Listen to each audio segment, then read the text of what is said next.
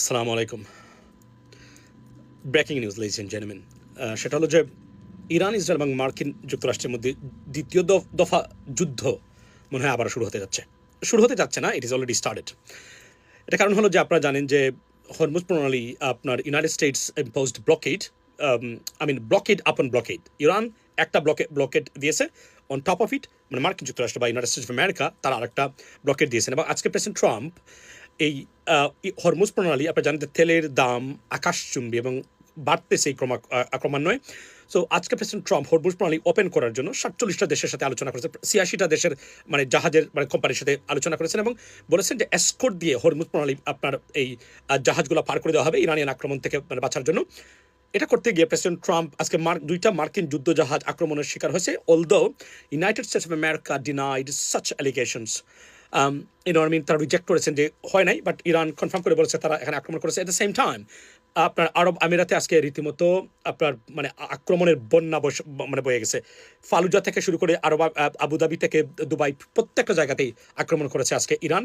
এবং president Trump already তারা মার্কিন যুক্তরাষ্ট্র দাবি করেছে 12টা ছোটো ছোটো বোট যেগুলা আপনার যেগুলা বিভিন্ন জাহাজে গিয়ে তারা আক্রমণ করে থাকেন বা এগুলোর সাথে আপনার এখানে টহল দিয়ে থাকেন, সেগুলো তারা মানে আপনার ধ্বংস করে দিয়েছেন হরমুজ প্রণালীতে। সেটা মার্কিন প্রেসিডেন্ট আপনার আমেরিকান অথরিটি তারা দাবি করেছেন। সো এবাভ অল বোঝাই যাচ্ছে যে যুদ্ধ হয়তোবা, এবং at the same time Israeli government তারা বলছেন দে আর রেডি টু অ্যাটাক, আপনার reinstate the attack on Iran. So মনে হচ্ছে যে আবারও আক্রমণ শুরু হবে, তবে আগের মতো যে আক্রমণ হবে না, মানে যুদ্ধ শুরু হবে না ওই ফেজে, এটা বলাই বাহুল্য। কেননা এটার অনেকগুলা কারণ আছে। তার মধ্যে একটা কারণ হলো যে মার্কিন যুক্তরাষ্ট্রের প্রেসিডেন্ট ট্রাম্প মারাত্মক আন্ডার প্রেশারে আছেন এই বিষয়টা নিয়ে।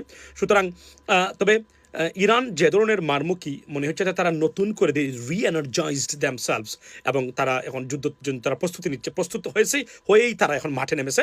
তো আজকের এখন এটা কোন দিকে যায় বলা মুশকিল। আমরা আশা করি এটা ওয়ার্স্ট মানে কোনো ধরনের দিকে এটা ধাবিত হবে না বলে আমরা মনে করি।